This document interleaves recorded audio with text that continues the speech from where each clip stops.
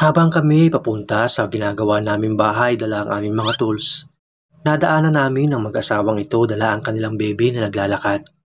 At mukhang malayo ang kanilang pinanggalingan. At mukhang malayo din ang kanilang pupuntahan. Ginusto namin silang makausap kaya nang matsimpuhan namin silang nagpapahinga sa ilalim ng isang puno, ay agad kaming huminto para makausap sila. Kanina pa namin kayo nakita naglalakad. Pauwi po kami ng Mercedes ay. Pauwi kayo ng Mercedes. Okay lang, microphone to. Ilalagay ko lang dito ha. Microphone. Pauwi kayo ng Mercedes. Saan pa kayo galing? Galing pa kami ng Osmeña. Osmeña dito. Tapos Mercedes.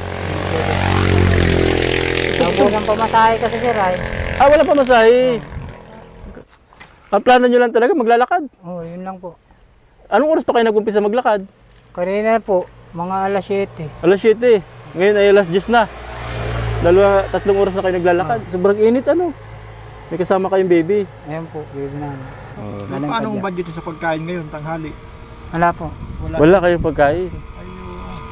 Ang dala nyo na, buti may gatas yung baby nyo. Gatas naman talaga. Kailangan ko na. Grabe ano. Talagang mahirap ang buhay ngayon ano. Mahirap po ang buhay. Ilan taon ka na bro? Ilan taon ka na? 36 na ako. 36. Si misis mo ay 23. Ikaw talaga pala ay Mercedes. Pangalan nyo ito bro? Yan. Isa palang anak nyo. Sala pa lang. Ilang buwan na siya? 7 months po yan. 7 months. Mga 8 months po yan ngayong 31. Buti, tsaga naman siya naglalakad kayo, di siya umiiyak. Hindi man po iyakin yan. Di man iyakin. Iyakin yan. Hospital. Oo. Yun pala ano, buti nadaanan namin kayo. Kasi kanina pa namin kayo nadaanan. Kala ko may pupuntahan lang kayong bahay. Hindi po At na. mukha namang, dahil inisip namin may Kung baby mayroon kayo. lang kaming pamasahe, kanina pa kami na Tapos pagbalik namin, nadaanan ulit namin kayo. Narito na kayo, naglalakad. Kaya bumalik kami, sabi namin, ibig sabihin, malayong pupuntahan nyo. malayo po. Buti natanong talaga Kasi namin sila yan. kami. Kasi ngayon, ang totoo, gagawa kami ng bahay. May mga dala kaming ano, oh. Yan, may mga dala kaming panggawa ng bahay. Gagawa kami ng bahay ngayon. Eh, nadaanan namin kayo. Sabi namin, bakit kayo naglalakad ng malayo saka may baby? Naisipan namin na tanungin. Buti na lang pala natanong namin kayo at ang dahilan pala kaya kayo naglalakad walang pamasahe. Wala na pong pamasahe. Tsaka wala na rin po, nakakaya na rin po makipag-ano doon. Makitira. Oo, sa Kasi pamilya niya. siyempre, bukod sa pamasahe, pati pagkain, nakikain kayo. Parang ganun. Ang dami So, ang plano mo, pupunta ng Mercedes, may pinsang ka doon na matitirahan. barkada lang po. Barkada lang. Barkada lang din yan. Hindi ko mag-anak po.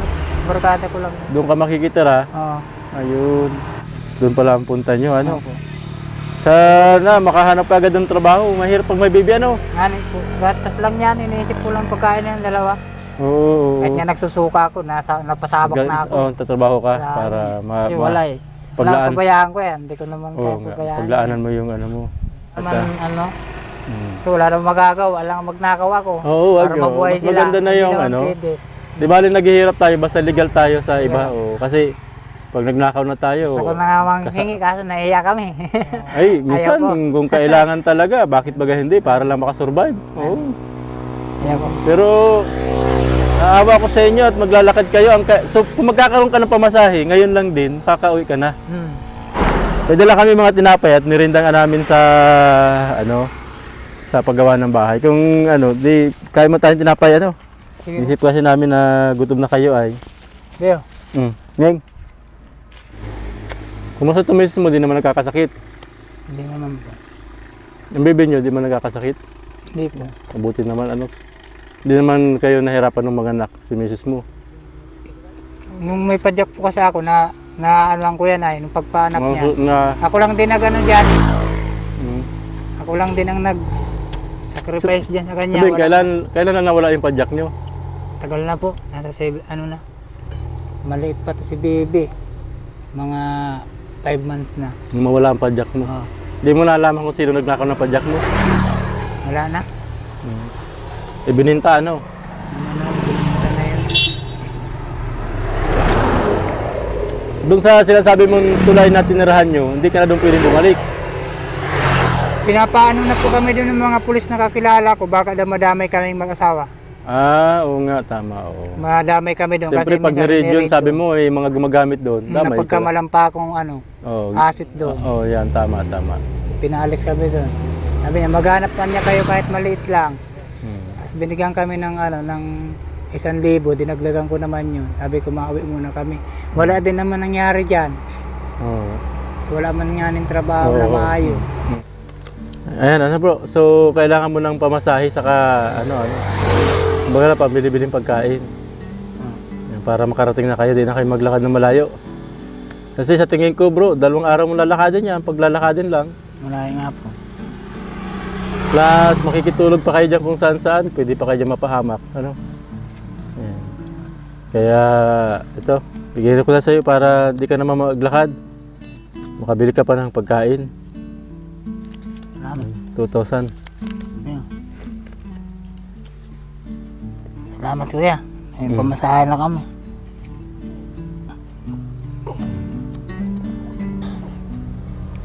Matindi.